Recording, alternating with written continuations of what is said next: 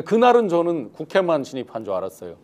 정신 차리고 그 다음 새벽에 보니까 중앙선관위를 먼저 진입했다는 뉴스를 보고 제가 외장 하드에 보관하던 거를 막 찾아보게 된 거예요. 그래서 화면 한번 띄워줘 보시죠. 제가 드렸던 거. 미리 드렸던 것처럼 네네. 부정선거 관리 대책. 2021년도 화면에 나오고 있습니다. 화면 보고 말씀드리겠습니다. 2021년 12월 29일자 작성된 문건을 제가 이제 보게 됐는데 제목이 부정선거 관련 관리 대책입니다. 이게 윤석열 선대위 공식 문건입니다. 그 선대위에서 제가 다운받았는데 아시다시피 저는 정책 담당이기 때문에 부정선거 대책 이런 걸 제가 어떤 선대위 밖에서 뭐 다운받거나 제가 담당할 일이 아니기 때문에 제가 전략회의 이런 데서 이제 다운받을 수밖에 없었던 걸로 기억이 됩니다. 정확히 이제 어느 자리에 뭘로 받았다 이렇게는 볼 수 없지만 2021년 제가 다운받은 시간이 12월 30날 07시 29분이에요. 그날 08시에도 회의가 있었습니다. 전략회의가. 근데 저 내용을 보고 제가 경악하는 것은 첫 번째 보면은 이 선관위, 중앙선관위에 대한 불신 그리고 선거제도에 대한 불신이 가득하게 써 있고 첫 장에 4.15 부정선거라고 돼 있죠. 저 2번에 보시면 현황과 문제점에서 2020년 네, 2020년 4.15 부정선거를 그렇습니다. 강하게 주장하면서 두 번째 쪽도 한번 봐주세요. 두 번째 쪽에 보시면 4.15 부정선거 의혹 사례라고 해서 계속해서 사전선거 개표 부정 이런 것들을 계속해서 이들이 주장을 하면서 부정선거 그다음에 어떤 컴퓨터 서버단을 건드려 가지고 부정하는 이런 거에 대한 의구심을 계속 표출하고 있습니다. 저 밑에 보시면 이쪽 하단에 보시면 부정선거는 사전 단계, 선거 단계, 사후 단계로 나눠 접근한다라고 돼 있잖아요. 여기서 이들이 가장 중요하게 보는 게 사후 단계죠. 사후 단계는 이미 선거 끝난 단계에서 서버에서 알고리즘을 조작해서 후보를 바꾼다 이런 거잖아요. 3쪽 한번 보세요. 아마 오늘 이제 윤석열 담화에서 중국 태양광이 뭐 대한민국을 휩쓴다 이런 소리 했죠. 여기 보시면 이번 요인 체포에 양정철 씨가 있었다면서요. 명단에. 그렇습니다. 양정철 개입설 그대로 읽어보겠습니다. 양정철은 민주연구원장으로 중국 베이징에서 중국 공산당 당규와 교류 협약을 체결하고 해서 중국 개입설이다. 이거 중국 당국이 가만히 있겠습니까? 아직 내정 간섭이다 이런 것 때문에 여러 가지 판단을 하겠지만 굉장히 열받는 얘기잖아요. 중국을 완전히 개무시하는 얘기잖아요. 그래 만약에 이게 성공을 했고 양정철 체포하고 했다면 저것도 일맥상통하는 면이 있겠죠. 그 밑에 단이 더 중요합니다. 미래 부정선거는 컴퓨터 알고리즘과 해킹에 의해서 벌어진다 라고 돼 있고 그 밑에 하나 둘 셋 넷 다섯 번째 줄 보시면 검증 과정은 서버 별표까지 쳐 있어요.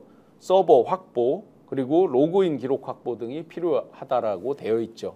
요번에 중앙선관위 난입하자마자 사진 찍은 게 그 A 서버실이라면서요. 그렇습니다. 그러면 이게 벌써 3년 전 문서잖아요. 이거보다 더 뒤에 여러 가지 이제 업버전들이 있겠죠. 3년 전에서 온 것도 그대로 이렇게 간다. 그 다음에 마지막으로 4쪽의 대책을 한번 보시면 4쪽 5쪽이 대책인데요. 대책 맨 처음에 선관위의 내부 감시 감독 강화라고 써져 있죠. 중앙선관위에 대한 강한 불신이 내재되어 있는 거죠. 두 번째, 공정선거감시단을 출범한다라고 돼 있고 대선 캠프 내 조직으로 선거부정 감시단을 발족시켜 해서 쭉 돼 있잖아요. 제가 하나 제 수기로 회의 자료를 공개해드리겠습니다. 이게 별거 아닐 수도 있지만 왜냐하면 어느 당이나 공정선거 감시는 다 할 수 있는 거잖아요. 제가 이 다른 거 수기 이게 이제 검찰 수사랑도 맞물려 있어서 뒷건 좀 가리고 2월 10날 2022년도 2월 10날 제가 자료는 미리 드렸습니다. 08시에 전략조정회의에서 나온 문건입니다. 저기에 보시면 공명선거 안심투표위원회라는 걸 후보님 직속으로 둔다라고 회의가 돼 있고요. 2월 14일 날 후보가 직접 참석해서 격려한다라고 되어 있습니다. 대표님 그 대표 선거도 나가보시고 여러 저기하고 얼마나 대선 후보가 바쁜지 아시잖아요. 그렇죠.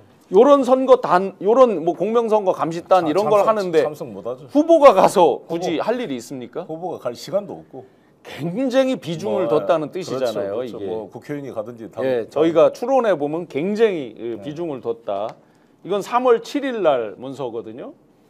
선거 이틀 전이죠. 3월 9일이 선거였으니까. 그래서 여러 가지 이제 제가 별표까지 써 있네요. 빨강색에.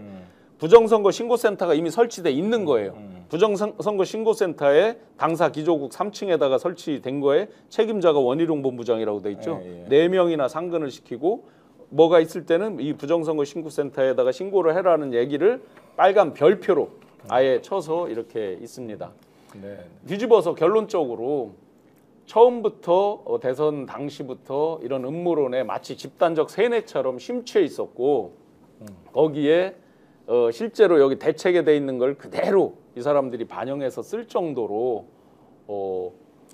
그대로 따랐다. 그게 연속선상에서 지금까지 왔다는 게 제 결론입니다. 그래서 지금 태극기 부대 사실 그 누굽니까 그 정광훈 목사. 정광훈 목사 인천에 그 누구죠?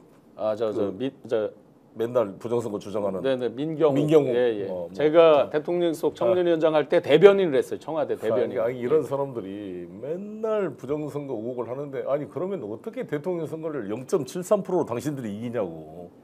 그렇죠. 우리 문재인 정부의 여당이 어떻게 야당한테 0.73% 지겠어요. 그래서 오늘 중앙선관위에서도 좀 전에 제가 방송 오기 전에 이 발표를 했는데 그럼 본인이 당선된 것도 부정하는 얘기다라고 중앙선관위도 얘기를 했고요. 아, 그렇지. 자기 선거를 부정하는 거지. 예, 그리고 이 사람들이 소위 말하는 이 음모론자들이 주장하는 거에 아주 간단하게 허점이 바로 보입니다. 왜냐하면 2020년 4.15 부정선거를 얘기하죠. 그러면 2024년 4.10 선거는 왜 부정 주장 안 합니까? 더 많이 이겼는데 민주당이. 예. 그거 황당한 그럼 자기들 정권이라서 지금 말 못한다는 건가요? 지금도 국회 민주당이 대선 불복으로 무슨 뭐 입법 독재를 하고 있다고 그러는데 자기들이야말로 총선 불복이죠, 그럼. 네. 그렇잖아요. 네. 더군다나 제가 충격을 받는 거는 제가 이제 대통령속 청년위원장 할 때 황교안 당시 법무장관 그리고 뒤에 총리가 됐습니다. 개인적으로는 뭐 편하게 지냈었습니다. 어느 날 부정선거 음모론에 대해서 이렇게 말씀하시면서 그 뒤로 지금까지도 지속적으로 그걸 주장하는 걸 보고 정말 이상하다. 이게 집단적으로 이렇게 되는 건가. 정말 좀 황당함.